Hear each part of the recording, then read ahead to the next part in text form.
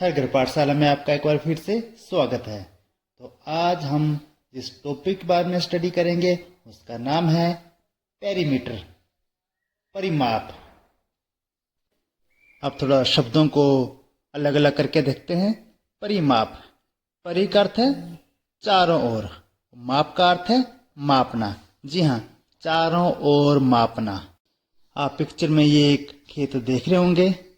मान लीजिए मैं इस खेत के चारों ओर एक बाउंड्री वॉल लगाना चाहता हूँ। जैसे आवारा पशु खेत में आ जाते हैं तो उनसे बचने के लिए फेंसिंग लगाते हैं, उसी तरह की फेंसिंग मैं यहाँ पर लगाना चाहता हूँ। तो इसके लिए मुझे कितने तार की आवश्यकता पड़ेगी?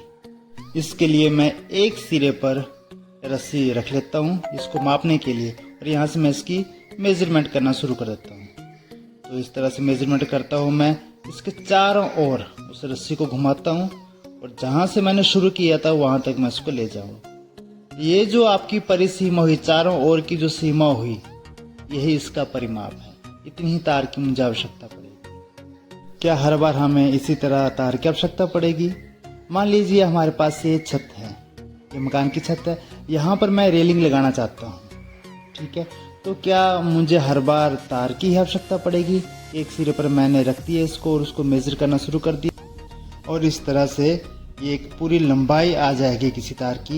यही लंबाई इसका परिमाप है। क्या हर बार मुझे रस्सी की आवश्यकता पड़ेगी? क्या इसका कोई सूत्र नहीं है? जी हाँ, आज हम इसी के बारे में पढ़ेंगे कि परिमाप को हम कैसे माप सकते हैं। जैसे आप देख रहे होंगे जो लेंटर है एक आयत के आकार का है। तो मान लेते हैं हमारे पास इस तरह की एक आयत आ जाए, रेक्टेंगल। ओके, आप देख रहे होंगे ये रेक्टेंगल है, ठीक है, जिसकी चार भुजाएं हैं, ए बी सी डी। ध्यान से देखिए, इसकी जो ए बी और जो डी सी भुजाएं हैं वो बराबर है, और बी सी और ए डी भुजाएं बराबर है। यही आयत की परिभाषा होती है। अपनी पिछली वीडियो में आपने पढ़ा होगा कि आयत किसे कहते हैं? जिसकी आमने सामने की भुजाएं बराबर हो, तो यह एक आयत है। तो चलो अब हमने करना क्या है, हमने इसका परिमाप निकालना है। तो चलो परिमाप जब निकालते हैं तो हमारे पास मेजरमेंट यहाँ पर दे रखी थी इस आयत की। ठीक है, ए बी सी डी एक आयत है। ए बी 15 सेंटीमीटर है, सी डी 15 सेंटीमीटर है, बी सी और ए डी 9 सेंटीमीटर है। चलो अब इसका परिमाप देखते हैं क्या होगा। ठीक है, तो ये रहा पेरीमीटर या परिमाप। तो हम कैसे निकालेंगे इसको? हम सभी भुजाओं को ऐड कर देंगे, A B plus B C plus C D plus D A. अब सबकी वैल्यू भर देते हैं। ए बी 15 है, बी सी 9 है, सी डी भी 15 है और डी ए भी 9 सेंटीमीटर है। अब यहाँ पर प्लस है तो सबको जोड़ देंगे, 24 प्लस 24 हो जाएगा और हमारे पास आ जाता है 48 सेंटीमीटर। इस तरह से हमारे पास जो परिमाप है वो कितना आ गया? 48 सेंटीमीटर आ चुका है। चलो यहाँ पर हमें मेजरमेंट दे रखी थी और हम उनको ऐड करके निकाल दिया। फिर भी हम यहाँ पर कह नहीं सकते हैं कि हमारे पास ये सूत्र है। क्या हमारे पास और भी कोई शॉर्टकट तरीका है कि हम डायरेक्ट इनकी लंबाइयों को जोड़ें तभी आंसर आएगा? इसके अलावा भी कोई और तरीका है? चलो सूत्र बनाने की कोशिश करते हैं। ए बी लंबाई थी, बी सी चौड़ाई है, सी डी भी लंबाई थी और डी ए भी हमारे पास क्या थी? चौड़ाई थी। तो इस तरह से हमने दो बार हमने लंबाई ली है और दो बार हमने चौड़ाई ली है। हम लिख सकते हैं इसको, दो बार लंबाई ली है और दो बार चौड़ाई ली है। अब दो अंक है ये हमारे पास साझा चुका है, दो को कॉमन के रूप में हमने बाहर निकाल दिया। तो हमारे पास आ जाता है 2 इंटू लंबाई प्लस चौड़ाई। ये जो आयत है, जो रेक्टेंगल है, यह इसका परिमाप है, यह इसका सूत्र है। तो जो पेरीमीटर ऑफ रेक्टेंगल है उसको हम निकालने के लिए हम डायरेक्ट ही हम फार्मूला भी यूज कर सकते हैं। चलो सूत्र से निकालते हैं। 2 ब्रैकेट में लंबाई कितनी है? 15 है। चौड़ाई कितनी है? 9 है। तो 15 प्लस 9 24, ब्रैकेट के बाद 2 है, 2 डायरेक्ट मल्टीप्लाई हो जाएगा 24 से और हमारे पास आ जाएगा 48 सेंटीमीटर। इस तरह से सूत्र के जरिए भी ये आंसर सेम आया। तो आगे आप जब भी आपको आयत का परिमाप निकालना है तो आपने ये सूत्र यूज करना है।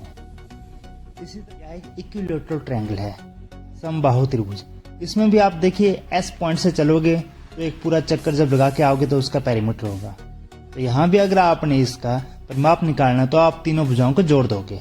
ठीक है, समबाहु त्रिभुज में सभी भुजाएं बराबर होती हैं, तो ए तीनों को जोड़ देंगे तो 3a इसका सूत्र बन जाता है। इस तरह के भी प्रश्न आपको वर्कशीट में दिए हैं, आपने उनको सॉल्व करना है।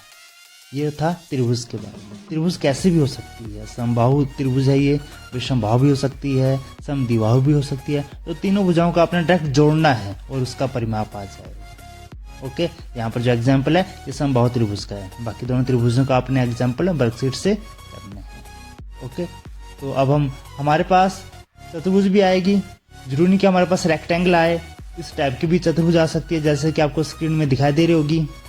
जब इस तरह की आपके पास चतुर्भुज आ जाएगी तब भी आप चारों भुजाओं को जोड़ सकते हैं।